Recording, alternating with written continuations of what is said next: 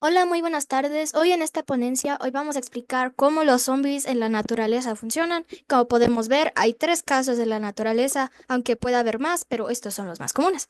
Vayamos a la primera, el Cordyceps. El Cordyceps es un hongo de especie invasora que infecta todo tipo de insectos, más común verlos en las hormigas. ¿Cómo funciona? Es que los hongos expanden sus esporas, yéndose a los músculos de los insectos, a un insecto, y haciéndoles que les controle el cuerpo, forzándoles a encontrar un lugar perfecto, húmedo y soleado, esperando 3 semanas hasta que se mueran, haciéndoles que sus hongos crezcan en el cuerpo del insecto otra vez, como podemos ver aquí.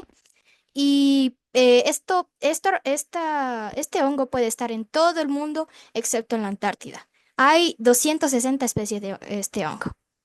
Vayamos a la siguiente. Este es un parásito que controla la mente de los caracoles y el parásito se sube hasta la antena de los caracoles, como podemos ver acá, haciendo la ilusión de que se vean como gusanos y atrayéndoles a los pájaros para que los pájaros lo coman, haciendo un ciclo, porque el pájaro cuando lanza sus heces hace que el caracol lo coma y continúe el ciclo.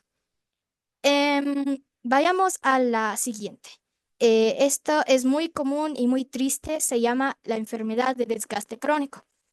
Y este es un tipo de enfermedad que le afecta a las neuronas cerebrales de los ciervos o cérvidos, y esto se puede causar por tipos de heces o basura en la comida que comen. La comida que comen está en la naturaleza como el pasto.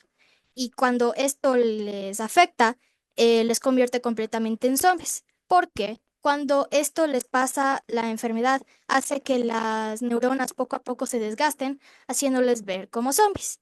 Y esto es un chance de 100% de muerte. Y esto es muy triste. Tenemos que, por favor, evitar la basura en la naturaleza para que no mueran muchos cérvidos. Ya, esto fue el final de mi presentación y mi ponencia. Muchas gracias por prestar atención.